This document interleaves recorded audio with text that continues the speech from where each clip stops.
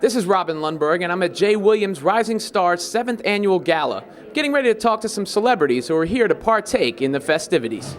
Dave, I always run into you at charity events. You're quite a philanthropist. Yeah, not only is it a great opportunity to be an athlete, but it's a great opportunity to go out to different charity events, and whether it's shaking hands or signing autographs, anything I can do to help, especially when it comes to kids, I'm all for it. Speaking of kids who are the future, you guys just had the draft, the Giants, about a week ago. What did you think of the picks? What did you think of the move? Obviously, we're bringing in guys who are going to help us win football games. So, as a player, you're really not up in the board meetings. You're not doing that. You just hope that the guys that are coming in are guys that are going to work hard, that are dedicated and accountable. Just because you're a rookie, when you step out on the field, you got to know what you're doing, and you got to be accountable to everybody else on the field. And that's what football's all about. You're a guy who's played in other cities and thrived here as well. What do you make of the whole Javi Vasquez, Curt Schilling situation? Schilling saying he wouldn't succeed in New York. This is a tough place. He was here before. I mean, with Chicago, Ozzie Guillen came out and said something about him, about he's not a big game pitcher. Well, he goes to Atlanta last year, and he's almost a Cy Young Award winner. It's a National League. It is a weaker league. The American League's a very strong league. This is a tough place to pitch. You put all those things together, and you really have to have the great mindset. He's got a great arm. He's got great stuff.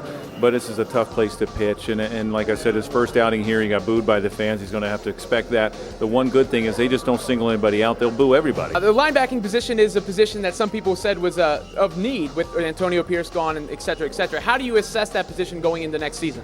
Well, that's a good point, man.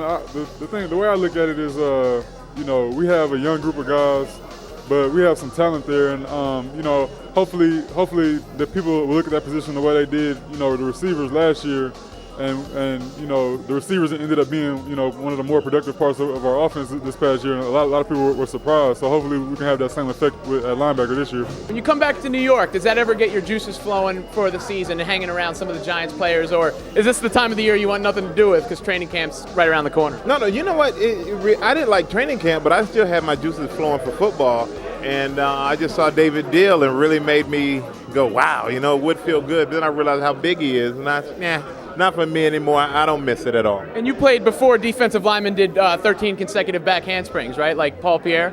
No, I couldn't do that. I could play football, though, so hopefully he can play football and forget about the gymnastics. We'll see. A couple quick questions on basketball. Where do you stand with the Knicks currently?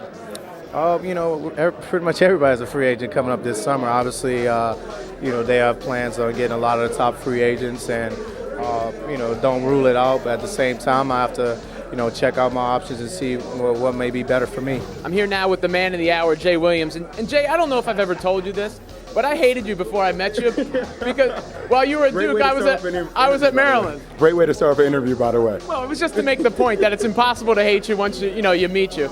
And what makes Rising Stars your charity of choice, and what makes events like this and what you guys are going to be doing going forward so special? It's one of those things that when I was growing up, I was very fortunate to have people around me who were emotionally invested in who I became as a man. And obviously, we all go through our journeys of life, and my journey was down course A, and through the blessings of God, it decided to become course B. But I was lucky enough that I had people that instructed the right kind of values in me from a young age that I was able to adjust on the fly. And I was a lot more than the sport I just played. And I wanted to be a lot more. I had bigger aspirations.